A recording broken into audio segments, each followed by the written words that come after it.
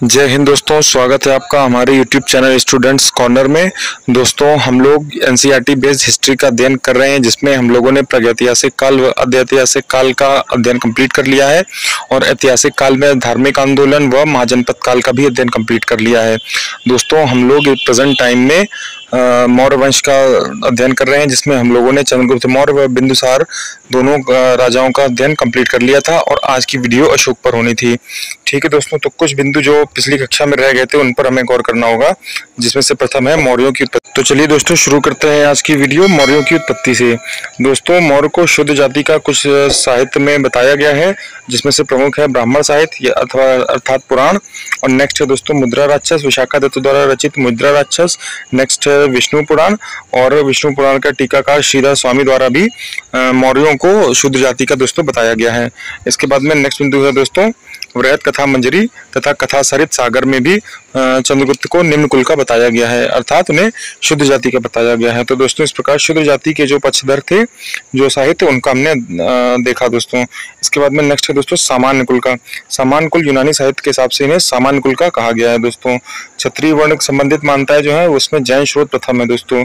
जैन स्रोत और बौद्ध स्रोत दोनों में इन्हें क्षत्रिय जाति का बताया गया है। नेक्स्ट है दोस्तों दिव्यावदान। दिव्यावदान में भी इन्हें क्षत्रिय जाति का कहा गया है और सामान्य मत भी यही है कि यह क्षत्रिय जाति के ही रहे होंगे दोस्तों। ठीक है, तो इस प्रकार से हम लोगों ने प्रमुख मत देखे विद्वानों के कि मौर्यों की उत्पत्ति किस वंश से हो सकती है दोस्तों। नेक्स्ट बिंदु है दोस्तों चाणक्य। इनका चंद्रगुप्त मौर्य काल में बहुत ही प्रभाव था दोस्तों, तो इनका भी अध्ययन हमें करना होगा दोस्तों। चाणक्य के बचपन का जो नाम था वह विष्णुगुप्त था दोस्तों। ये तक्षशिला विश्वविद्यालय के शिक्षक थे और इनके पिता का नाम चड़क था दोस्तों। चाणक्य को भारत का मैक्सियोवेली कहा जाता है दोस्तों। इनका उपनाम कौटिल्य था। ठीक है दोस्तों, जो लोक प्रशासन की प्रथम पुस्तक है जिसका नाम अर्थशास्त्र है, वह इन्हीं की रचना है दोस्तों। दोस्तों, यह बात ध्यान रखने की है कि जो अर्थशास्त्र है यह पॉलिटी की बुक है, यानी कि लोक प्रशासन की बुक है, ना कि अर्थव्यवस्था से रिलेटेड बुक है। इसका नाम जरूर अर्थशास्त्र है, लेकिन यह पॉलिटी की बुक है दोस्तों। ये हमें विशेष ध्यान रखना होगा इस बात का। इसके बाद में नेक्स्ट है दोस्तों जो अर्थशास्त्र है, जो इनकी प्रसिद्ध पुस्तक अर्थशास्त्र है, वो 15 खंडों में विभाजित है तथा इसके अनुसार 7 अंग, राज्य के 7 अंग होते हैं, जिसमें स्वामी अर्थात राजा, अमात्य, मित्र, सेना, कोश, दुर्ग व जनपद बताए गए हैं दोस्तों। पुराणों में चंद्रगुप्त को श्रेष्ठ ब्राह्मण बताया गया है दोस्तों। सॉरी, ये चंद्रगुप्त नहीं, चाणक्य है दोस्तों। चाणक्य को श्रेष्ठ ब्राह्मण बताया गया है दोस्तों। कौटिल्य के अनुसार राजा धर्म प्रवर्तक यानी कि सामाजिक व्यवस्था का संचालक होता है दोस्तों। तो इस प्रकार से हम लोगों ने प्रमुख चाणक्य के रूप का अध्ययन किया दोस्तों। नेक्स्ट बिंदु है दोस्तों मेगास्थनीज। मेगास्थनीज बहुत ही महत्वपूर्ण व्यक्ति था, जो सेल्यूकस निकेटस द्वारा चंद्रगुप्त मौर्य के राज दरबार में भेजा गया था और यह एक राजदूत था दोस्तों। यह विश्व का प्रथम राजदूत भारत का प्रथम राजदूत माना जा सकता है इसको। इसने अपना एक ग्रंथ लिखा था जिसका नाम इंडिका था दोस्तों। इसमें इंडिका के बारे में भी हमें अध्ययन करना होगा दोस्तों, क्योंकि इंडिका में चंद्रगुप्त मौर्य के प्रशासन व विश्व स्तरीय जानकारी प्राप्त होती है। मतलब चंद्रगुप्त मौर्य के प्रशासन के समय की महत्वपूर्ण जानकारी हमें इंडिका से प्राप्त होती है, परंतु दोस्तों यह ग्रंथ मूल रूप से उपलब्ध नहीं है तथा यह भारत में आने वाला प्रथम राजदूत था दोस्तों। इंडिका ग्रीक भाषा में है और इसे मौर्य समाज का दर्पण भी कहा जा सकता है दोस्तों। मेगास्थनीज ने चंद्रगुप्त का नाम सेंड्रोकोट्स के रूप में उत्कृष्ट किया है दोस्तों, और इसके अनुसार शासक के चारों ओर सशस्त्र महिलाएं अंगरक्षक के रूप में रहती थी। चंद्रगुप्त मौर्य की राजधानी उस समय इसने पाटलिपुत्र बताई है दोस्तों। पेलियोब्रोथा इसने कहा है इस राजधानी का नाम, और इसका विस्तृत वर्णन भी किया है।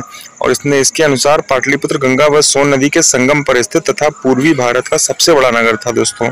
इसने ऐसा वर्णन अपनी पुस्तक इंडिका में किया है दोस्तों। मेगास्थनीज ने उत्तरापथ का वर्णन किया है और यह सड़क सिंध को बंगाल से सोनार गांव से जोड़ती थी। ये दोस्तों आज के समय में जीटी रोड जो सड़क है वह भी इसी पथ पर है, यानी कि यह पाकिस्तान से लेकर के बंगाल को जोड़ने वाली सड़क जो है दोस्तों, वह ही उत्तरापथ का वर्णन इसमें किया गया दोस्तों इस पुस्तक में। इसके बाद में नेक्स्ट दोस्तों इस सड़क का निर्माण चंद्रगुप्त मौर्य ने करवाया था। ठीक है दोस्तों, नेक्स्ट बिंदु है मेगास्थनीज के अनुसार भारत में दास प्रथा विद्यमान नहीं थी, जबकि कौटिल्य ने 9 प्रकार के दासों का वर्णन अपनी पुस्तक अर्थशास्त्र में किया है। ये दोनों में कॉन्ट्रास्ट मिलता है दोस्तों, क्योंकि मेगास्थनीज के अनुसार भारत में दास प्रथा विद्यमान नहीं थी, परंतु 9 प्रकार के दासों का वर्णन कौटिल्य ने अपनी पुस्तक अर्थशास्त्र में किया है दोस्तों। मेगास्थनीज ने लिखा है कि भारत में अकाल नहीं पड़ते थे, जबकि चंद्रगुप्त मौर्य के समय अकाल पड़ने का वर्णन हमें मिलता है उस समय के साहित्य में। अकाल के समय राज्य द्वारा अनाज वितरण प्रणाली यानी राशनिंग प्रणाली का वर्णन है दोस्तों, जैसा कि आज भी हमें देखने को मिलता है। राशनिंग प्रणाली जो आज के समय में है, उस प्रकार की राशनिंग प्रणाली उस समय हुआ करती थी। मेगास्थनीज के अनुसार भारत में लेखन कला का अभाव था। लोग लिखने के इच्छुक नहीं होते थे, परंतु अध्ययन करते थे। इनका अध्ययन मौखिक रूप से होता था, लिखने में इनका रुचि विशेष प्रकार से नहीं रहती थी दोस्तों। तो यह था मेगास्थनीज और मेगास्थनीज की एंड का दोस्तों। नेक्स्ट दोस्तों बिंदु है हमारा महाराजा अशोक। दोस्तों ये बहुत ही प्रतापी राजा हुए मौर्य वंश के, और इन्हें महानतम राजाओं में गिना जाता है भारत के। और दोस्तों इनका जो कार्यकाल था वह 273 ईसा पूर्व से लेकर 232 ईसा पूर्व तक था। और इनका नाम जो अशोक मिलता है वो हमें मास्कीय लेख में मिलता है दोस्तों, और इन्हें अशोकवर्धन कहा गया विष्णु पुराण में। इनके नाम के ऊपर चर्चा हम विस्तृत रूप से करेंगे इसके बाद वाली नेक्स्ट स्लाइड में दोस्तों। इस समय हम लोग इनका जीवन परिचय पढ़ेंगे दोस्तों। इनके जो पिता थे उनका नाम बिंदुसार था, जैसा कि हम लोग इनका अध्ययन भी कर चुके हैं। इनके पिता का नाम बिंदुसार था और माँ थी सुभद्रांगी दोस्तों। यह दिव्यादान के अनुसार है दोस्तों। इनकी पत्नी पर विवाद है दोस्तों। कई पत्नियां इनकी मानी गई हैं, जिसमें से कुछ पत्नियों का हम यहाँ पे जिक्र देखेंगे। पहली पत्नी है इनकी देवी नाम से, और जो सिंगली परंपरा के अनुसार यह अशोक की प्रथम पत्नी थी दोस्तों। और महेंद्र व संघमित्रा जिनको अशोक ने श्रीलंका भेजा था बौद्ध धर्म के प्रचार के लिए, वह इन्हीं से जन्मे थे दोस्तों। नेक्स्ट है दोस्तों दिव्यादान में अशोक की एक अन्य पत्नी तिश्रक्षिता का भी वर्णन है दोस्तों। इसके बाद में नेक्स्ट बिंदु है दोस्तों शिलालेख। शिलालेख इलाहाबाद का रानी का शिलालेख, जिसे समुद्रगुप्त की प्रयाग प्रशस्ति तथा मुगल सम्राट के जहांगीर का भी लेख उत्कृष्ट है, में उल्लेखित है कि अशोक की एकमात्र पत्नी कावाराकी है, मतलब कारुवाकी है दोस्तों। इसी का उल्लेख है बस। इसका पुत्र था तीवर दोस्तों। इससे यह इसकी दूसरी पत्नी मानी जाती है। इसके बाद में थर्ड पत्नी इसका है असंघमित्रा। अशोक की पटरानी थी जो कि निसंतान थी, परंतु पद्मावती अन्य एक पत्नी थी जो कुणाल, एक पुत्र था कुणाल, जिसको उत्पन्न उसी से हुआ था दोस्तों। इस प्रकार एक कुछ पत्नियों का जिक्र हमने देखा अशोक की, उसके साक्ष्यों के रूप में। नेक्स्ट है दोस्तों राज्यरोहण के पूर्व अशोक उज्जैन, अवंती व तक्षशिला का प्रांतीय शासक था। जो उज्जैन है उसे पहले अवंती कहते थे, तो उसका प्रांतीय शासक था। राज्यरोहण मतलब इसके राज्य पे बैठने से पहले, वह तक्षशिला का प्रांतीय शासक था दोस्तों।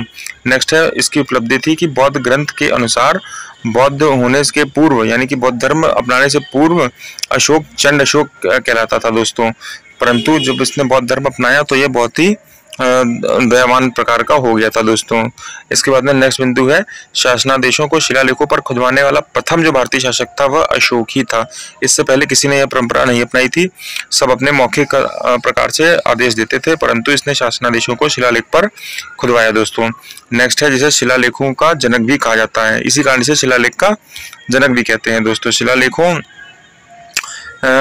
व चट्टानों पर उत्कीर्ण राज्य देशों को कहा जाता है शिलालेख। ठीक है दोस्तों, ये दो प्रकार के होते हैं जिसका अध्ययन आगे करेंगे, जिसमें से पहले हैं लघु शिलालेख, दूसरे हैं वृहद शिलालेख। ठीक है दोस्तों, इसका अध्ययन आगे हम विस्तृत रूप से करेंगे। नेक्स्ट है दोस्तों स्तंभों पर उत्कीर्ण आदेशों को स्तंभ लेख कहते हैं दोस्तों। ये भी दो प्रकार के हैं, लघु स्तंभालेख और विस्तृत स्तंभालेख। नेक्स्ट है दोस्तों अशोक का नाम लघु शिलालेख में प्रथम की प्रतिकृतियों में मिलता है दोस्तों।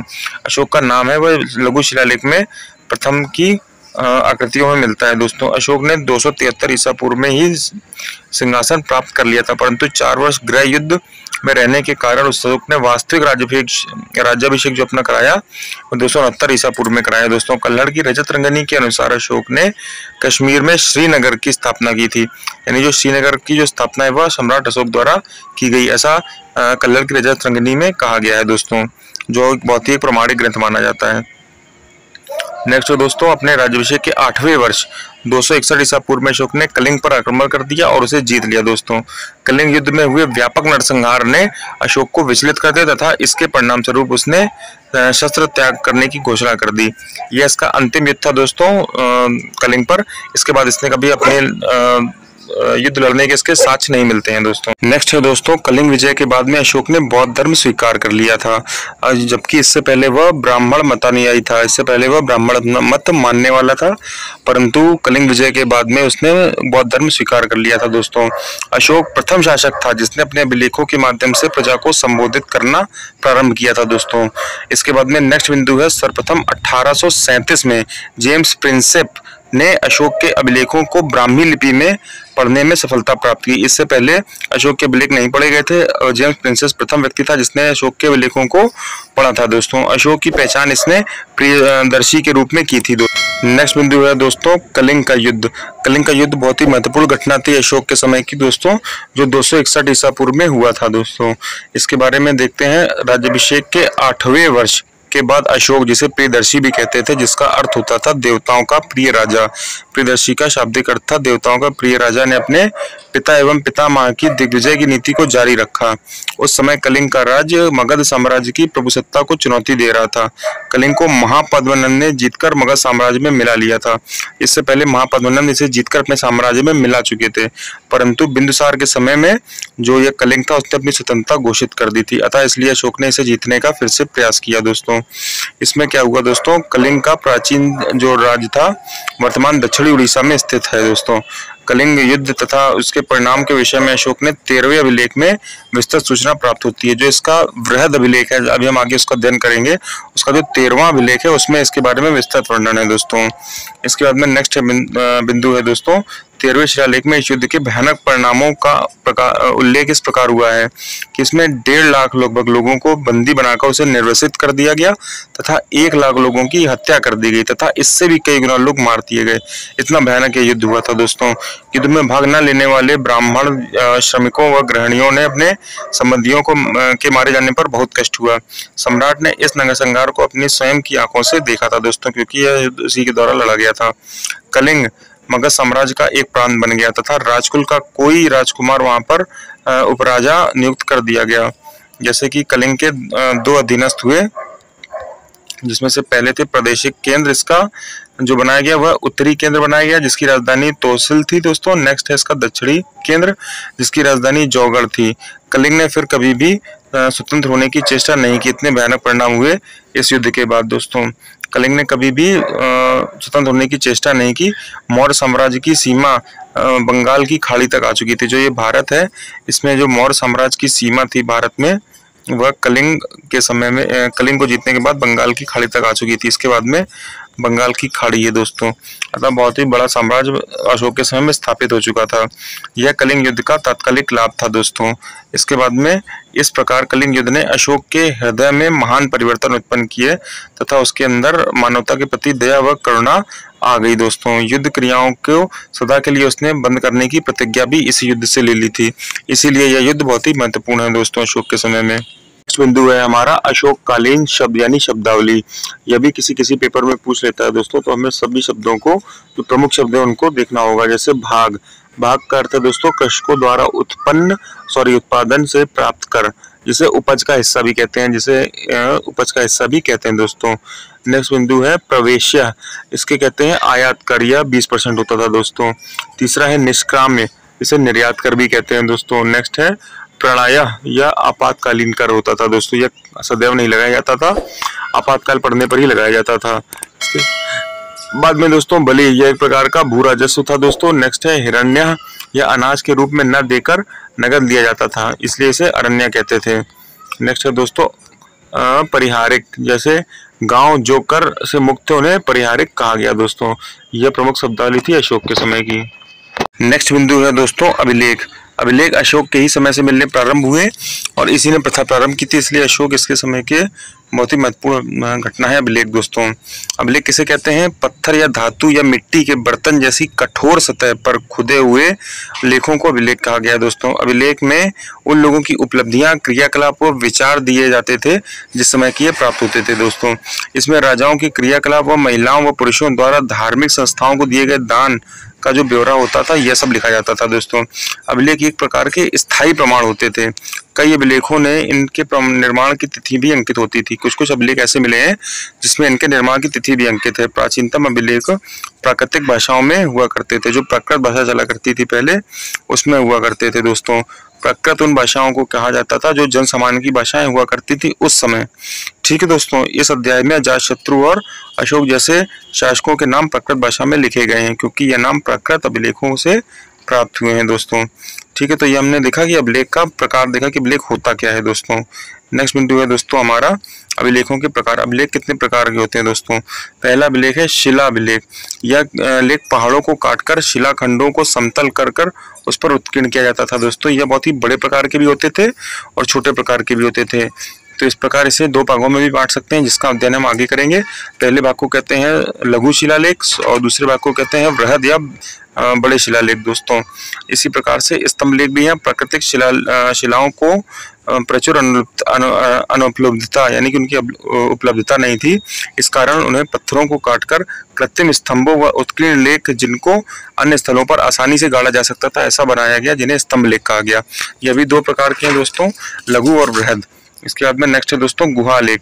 यह लेख दानवीर व धार्मिक सहिष्णु राजाओं द्वारा साधु संत तथा भिक्षुओं को रहने हेतु बनाए गए, जिन्हें शैल गुहाओं में दानदाता व दान लेने वाले पर प्रकाश डालने हेतु उत्कीर्ण लेख से निर्मित किया गया। एक बेसिकली क्या था दोस्तों, एक गुफा बनाई गई और उसमें कई प्रकार के लेख उत्कीर्ण किए गए जिन्हें गुहा लेख कहा जाता है। इसका पर्पस दोस्तों कई तरह का हुआ। कुछ राजाओं का साधु संतों को दान देने का भी रहा दोस्तों, जिसमें उनके शैल आवास बनाए गए, व कुछ भिक्षुओं को देने व रहने हेतु बनाए गए। तो पर्पस अलग अलग था, लेकिन उसमें जो इन लोगों ने क्या किया, अपने कामों को उत्कीर्ण किया, इसलिए उसे गुहा लेख भी कहा गया दोस्तों। तो इस प्रकार से अशोक के समय में तीनों प्रकार के हमें लेख का वर्णन मिलता है, जिसका हम लोग विस्तार से अध्ययन अब नेक्स्ट स्लाइड में करेंगे दोस्तों। जैसा कि हम लोगों ने अध्ययन किया, अशोक के जो अभिलेख है वह तीन प्रकार के हैं, शिलालेख, स्तंभ लेख व गुहा लेख। जो शिलालेख है वह भी दो प्रकार का है, दीर्घ शिलालेख व लघु शिलालेख। इसी प्रकार से स्तंभ भी दो प्रकार का है, स्तंभ लेख भी, दीर्घ स्तंभ लेख व लघु स्तंभ लेख। व इसी प्रकार से गुहा लेख एकमात्र गुहा लेख है, क्योंकि इसे गुफा के अंदर बनाया गया, इसे छोटे और बड़े में डिवाइड करना संभव नहीं है। अतः ये दोनों इन स्तंभ लेख व शिलालेख को दो भागों में विभाजित किया गया, व गुहा लेख एक सेपरेट लेख है। तो इस प्रकार से अशोक के अभिलेखों को तीन प्रकार से विभाजित किया जा सकता है दोस्तों। अब शिलालेख देखते हैं दोस्तों। शिलालेख के अंतर्गत दो भागों में विभाजित किया जा सकता है, वृहद और लघु। दोस्तों जो वृहद शिलालेख है ये टोटल 14 प्रकार के अब तक मिले हैं दोस्तों। इसके बाद में नेक्स्ट है हमारा लघु शिलालेख, जो अभी तक 13 शिलालेख थे, प्लस अब नवीनतम खोज में 5 और प्राप्त हुए हैं, जिन्हें शिलालेख कहते हैं। 5 और शिलालेख हम कह सकते हैं दोस्तों। तो इस प्रकार से हमें लघु शिलालेख में किसी पेपर में पूछ लेता है कि किस शिलालेख में क्या दिया गया है, तो हमें एक संक्षेप में वर्णन देखना होगा कि किस शिलालेख में किस बारे में लिखा गया है दोस्तों। टोटल 14 शिलालेख हैं। पहला जो शिलालेख है दोस्तों, उसकी जो विषय वस्तु है वह पशु हत्या व समारोह पर प्रतिबंध लगाने की है दोस्तों। इस पर जोर दिया गया है कि पशु हत्या पूरी तरह से बंद हो व समारोह भी बंद किए जाएं दोस्तों, उत्सव भी न मनाए जाएं। दूसरा है दोस्तों, दूसरे शिलालेख की विषय वस्तु है, इसमें समाज कल्याण के कुछ नए नियम बताए गए हैं दोस्तों, जैसे मनुष्यों के लिए और चिकित्सा पर चर्चा की गई, चिकित्सा पर विशेष चर्चा जो की गई है वो दूसरे अभिलेख में की गई है दोस्तों। इसके बाद में तीसरा जो शिलालेख है दोस्तों, उसकी विषय वस्तु है ब्राह्मणों के प्रति उदारता। वह कई प्रकार के नियम बताए गए हैं, जैसे माता पिता की सेवा करना, अल्प व्यय करना दोस्तों, वह अल्प संचय करना, इस प्रकार के नियम इसमें बताए गए हैं। इसमें यह भी कहा गया है कि प्रत्येक जो अधिकारी हैं वह 5 वर्ष के दौरान अपने क्षेत्र का दौरा करेंगे, वह प्रजा को धर्म व न्याय के बारे अन्य चीजों के बारे में शिक्षा देंगे दोस्तों। इसके बाद में चौथा जो शिलालेख है उसकी विषय वस्तु है धम्म नीति। इसमें महत्वपूर्ण विचार व्यक्त किए गए हैं दोस्तों। धम्म नीति द्वारा अनैतिक तथा ब्राह्मण श्रमणों को प्रति निरादरता की प्रवृत्ति हिंसा, मित्र संबंधियों के प्रति अशोभनीय व्यवहार, इस प्रकार के अन्य गलत प्रवृत्तियों पर रोक लगाने के लगा सकती है, इस प्रकार का कहा गया है। इसमें पशु हत्या पर भी रोक लगाई गई है दोस्तों। 5वां है, इसमें प्रथम बार अशोक के शासन के 14वें वर्ष में धर्म महामात्यों की नियुक्ति इसमें करने की बात कही गई है 5वें वर्ष में दोस्तों। इसी प्रकार से 6वें शिलालेख की विषय वस्तु है दोस्तों, महामात्राओं के लिए आदेश दिए गए दोस्तों। इसमें इन्होंने इस प्रकार की बात कही अशोक जी ने कि चाहे वो किसी भी समय में हूँ, चाहे मैं खाता हूँ या शयनयागार में हूँ या मैं जहाँ भी हूँ, प्रतिवेदक प्रजा की दशा से मुझे अवगत कराया जाए। मैं सर्वत्र प्रजा कार्य करूंगा, जब सब लोगों का हित करना मेरा कर्तव्य है और इसका मूल उद्योग तथा कार्य तत्परता है। इस प्रकार की बात इन्होंने कही दोस्तों। 7वां जो शिलालेख है उसकी जो विषय वस्तु है दोस्तों वह यह है कि सभी संप्रदायों के बीच सहिष्णुता का आह्वान उसमें किया गया है दोस्तों। इसके बाद में नेक्स्ट है 8वां शिलालेख, जिसमें दोस्तों कहा गया है कि सम्राट अब विहार यात्रा को धम्म यात्रा करेंगे दोस्तों, मतलब वो विहार यात्रा का त्याग कर देंगे और धम्म यात्रा करेंगे। इस प्रकार की बात कही गई है। 9वें शिलालेख में जन्म, बीमारी व विवाह इस प्रकार के समारोह से पर निंदा की गई है और उनका प्रतिबंध लगाने की बात की गई है दोस्तों। इनके स्थान पर अशोक धर्म पर बल देते हैं दोस्तों, मतलब उन्होंने कुल मिला के बौद्ध धर्म को बहुत सर्वोपरि माना है दोस्तों। इसके बाद में नेक्स्ट है दोस्तों 10वां जो शिलालेख है उसकी विषय वस्तु है, इसमें ख्याति व गौरव की निंदा की गई तथा धर्म नीति को श्रेष्ठ कहा गया दोस्तों। 11वां शिलालेख है, इसमें भी धर्म नीति की व्याख्या की गई है और इसमें दोस्तों बड़ों का आदर करना, पशु हत्या करना व मित्रों के प्रति उदारता व के प्रति बल दिया गया है दोस्तों इस बात का। और 12वां अभिलेख इसी प्रकार से है दोस्तों, इसमें सभी संप्रदायों के बीच सहिष्णुता का निवेदन किया गया है। प्रसिद्ध उदाहरण जो है वो इसमें यह है कि जो कोई भी अपने धर्म का आदर करता है और उसके प्रति धर्म के प्रति लगाव के कारण दूसरे धर्म को अनादर करता है, वह इस प्रकार के सर्वधर्म को अधिक हानि पहुंचाता है। ठीक है दोस्तों, इस प्रकार की बात 12वें अभिलेख में कही गई है। 13वां अभिलेख दोस्तों, जो 13वें अभिलेख की विषय वस्तु है वो यह है कि इसमें कलिंग की लड़ाई और वहां पे विनाश का वर्णन किया गया विस्तृत रूप से। 13वां अभिलेख दोस्तों पूर्णतः कलिंग पर निर्भर करता है, कलिंग की स्थिति पर, कलिंग के युद्ध पर। इसमें अशोक के युद्ध विरोधी विचार हैं, मतलब इसने अशोक ने अपने युद्ध विरोधी विचारों का वर्णन किया है। इसमें युद्ध की त्रासदी का विस्तृत वर्णन किया गया है। इसमें संकेतों को मिलता है कि वह युद्ध का विरोधी क्यों हो गया। इसमें अशोक को समीपवर्ती राज्यों की सूची मिलती है, ये जैसे योन, कंबोज, गंधार, राष्ट्रिक, भोजक, पितनिक और आंध्र नामक नामभक्ति और परिबिदास इस प्रकार के राज्यों का वर्णन इसमें मिलता है दोस्तों। इसमें अशोक के समकालीन 5 यूनानी राजाओं का भी उल्लेख मिलता है। ठीक है, जिसमें से पहले हैं एंट्रियोकस सेकंड सीरिया के थे और फिलाडेल्फस टामली जो मिस्र के थे, एंटोनी गोनस जो मकदूनिया के थे, इसके बाद में मागस जो सीरियन थे, इसके बाद में दोस्तों अलेक्जेंडर जो एपिरस के थे। इस प्रकार से 5 यूनानी राजाओं का भी उल्लेख इस पर मिलता है। प्रसिद्ध उदाहरण राज्याभिषेक के 8वें वर्ष बाद 9वें वर्ष में देवा नाम प्रियदर्शी राजा ने कलिंग पर विजय प्राप्त की। इस प्रकार से लिखा हुआ मिलता है दोस्तों। युद्ध में देव नाम प्रिय धम्म विजय को ही श्रेष्ठ विजय समझा जाता है। ठीक है दोस्तों, इसके बाद में नेक्स्ट है 14वां अभिलेख। इसमें लोगों को धार्मिक जीवन व्यतीत करने के लिए बारंबारता प्रेरणा दी गई है। इस प्रकार से हमने 14वां अभिलेख का विषय वस्तु देखी दोस्तों कि उसमें क्या लिखा है। इसी प्रकार से दोस्तों जिस प्रकार से 14 विस्तृत लेख हैं उसी प्रकार से लघु शिलालेख भी हैं दोस्तों। इनकी संख्या 13 + 5 है। 13 + 5 है। पहले 13 ही खोजे गए थे, अब नवीनतम 5 और खोजे गए हैं। ये दोस्तों समय समय पर खोजे जाते रहते हैं। इनकी विशेषता यह है कि इनमें इस प्रकार के शिलालेख में 2 लाइनें लिखी होती हैं, बस इसमें ये विशेषता होती है, इसलिए ना लघु शिलालेख कहते हैं। और इसकी एक विशेषता ये है दोस्तों, जो 5 खोजे गए इनमें जो नवीनतम जो खोजा गया है उसे सन्नाथ कहते हैं दोस्तों। यहाँ पर 13 का जिक्र है परंतु 5 और खोज लिए गए हैं जिसमें नवीनतम सन्नाथ है दोस्तों। इनका जो सबसे महत्वपूर्ण बिंदु है वो यही है कि इनके राज्य ही हमें याद होने चाहिए और बाकी इसमें जो कुछ महत्वपूर्ण होंगे जैसे मास्की है, इसके बारे में हम विशेषता अलग से अध्ययन करेंगे दोस्तों। चलिए इनमें देखते हैं इनका स्थान। जो इसका पहला शिलालेख है रूपनाथ वह मध्य प्रदेश में प्राप्त हुआ है दोस्तों। इसी प्रकार से गुर्जरा भी मध्य प्रदेश में प्राप्त हुआ है। सासाराम बिहार में प्राप्त हुआ है। और दोस्तों फोर्थ है बबरू, जिसे बैराट भी कहते हैं शिलालेख, बबरूट बैराट से भी प्राप्त हुआ है, वह राजस्थान में प्राप्त हुआ है। मास्की शिलालेख कर्नाटक में प्राप्त हुआ है। ब्रह्मगिरी भी कर्नाटक में प्राप्त हुआ है और सिद्धपुर भी कर्नाटक में प्राप्त हुआ है। जटिंगरामेश्वर यह ब्रह्मगिरी कर्नाटक में ही प्राप्त हुआ है दोस्तों। इसके बाद में एरियागुडी यह आंध्र प्रदेश में प्राप्त हुआ है, जहाँ का कच्चीपुरी नृत्य है दोस्तों। इसके बाद में नेक्स्ट है गोवीमठ, यह भी हमें मैसूर में प्राप्त हुआ शिलालेख है दोस्तों। पालकी गुड्डू जो गोवीमठ यानी कि मैसूर से ही प्राप्त हुआ है। नेक्स्ट है दोस्तों राजुल्लू मद्दागिरी, यह आंध्र प्रदेश से प्राप्त हुआ है। और इसके बाद में नेक्स्ट है दोस्तों अहरौरा, ये बहुत ही प्रसिद्ध है दोस्तों, उत्तर प्रदेश का एकमात्र शिलालेख है जो हमें प्राप्त हुआ है और यह मिर्जापुर से प्राप्त हुआ है दोस्तों। इसको हम लोग विशेषता याद रखेंगे क्योंकि ये उत्तर प्रदेश का इकलौता शिलालेख है। इस प्रकार से हम लोगों ने लघु शिलालेखों का भी अध्ययन किया दोस्तों। अब दोस्तों देखते हैं अशोक के नाम हमें किस किस शिलालेख पर मिले हैं या कहाँ कहाँ मिले हैं। दोस्तों प्रॉपर जो नाम इसका है अशोक, वह सिर्फ हमें मास्की लघु शिलालेख पर ही प्राप्त हुआ है, परंतु जो अशोक मौर्य ऐसा उत्कृष्ट हमें मिलता है रुद्रदामन के जूनागढ़ अभिलेख में।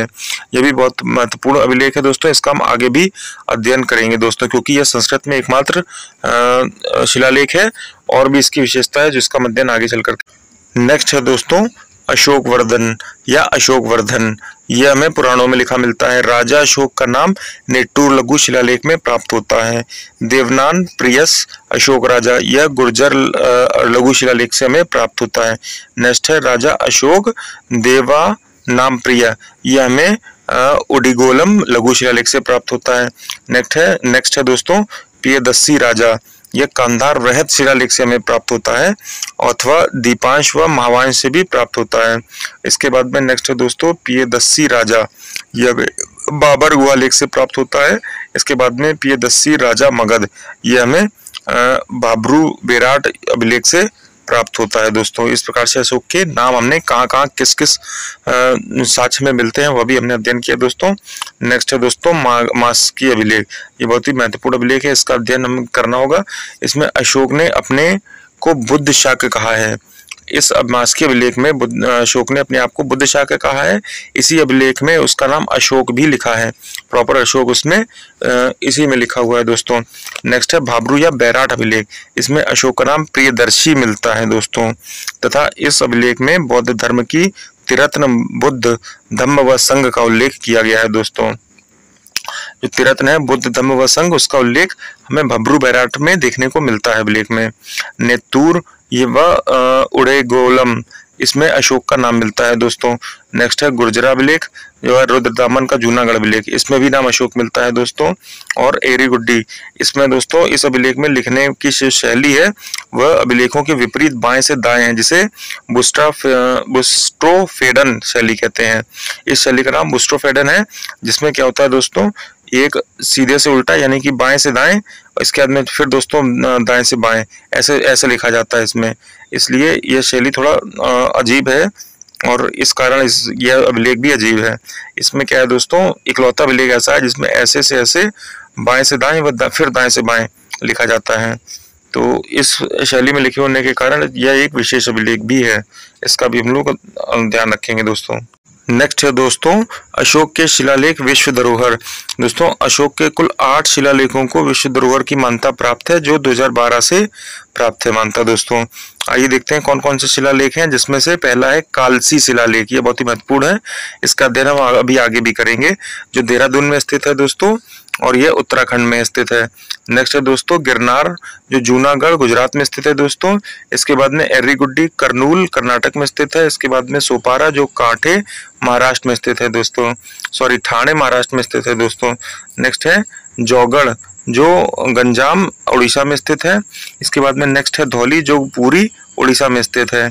इसके बाद में नेक्स्ट है शहबाजगढ़ी, जो मर्दन अफगानिस्तान में स्थित है। और लास्ट है मानसेहरा, जो मानसरोवर अफगानिस्तान पाकिस्तान सीमा पर स्थित है। इस प्रकार अशोक के कुल 8 लेख हैं शिलालेख, जो विश्व धरोहर जिनको मान्यता प्राप्त है दोस्तों। पृथक कलिंग ज्ञापन, धौली व जौगढ़ के शिलालेख पर 11वें व 12वें व 13वें शिलालेख उत्कृष्ट नहीं है दोस्तों।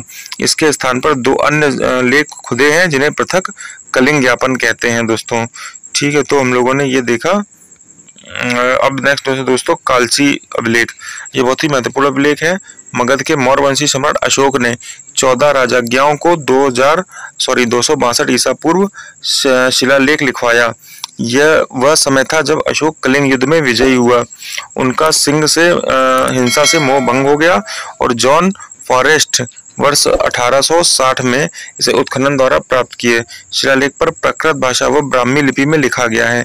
इसमें अहिंसा के साथ नैतिक मानवीय व सिद्धांतों, चिकित्सा व्यवस्था, कुएं खुदवाने, वृक्ष लगाने, धर्म प्रचार, माता पिता व गुरुजनों के सम्मान समेत कई अच्छाइयों पर बल दिया गया है कालसी अभिलेख में। ठीक है, तो यह कालसी अभिलेख का इतिहास था दोस्तों। अब इसी के साथ में अशोक का जो शिलालेख है वह समाप्त होता है। अब इसके बाद में नेक्स्ट क्लास में हम लोग अशोक के स्तंभ लेख पर चर्चा करेंगे। अशोक के स्तंभ लेख पर हम लोग चर्चा करेंगे। इस प्रकार का लेख होता है अशोक का स्तंभ लेख, जिसकी हम लोग आगे चर्चा करेंगे। यह भी लघु और दीर्घ दोनों प्रकार का होता है, उस पर हम लोग चर्चा करेंगे और गुहा लेख पर भी चर्चा करेंगे। तो दोस्तों चलिए मिलते हैं नेक्स्ट क्लास में। जय हिंद।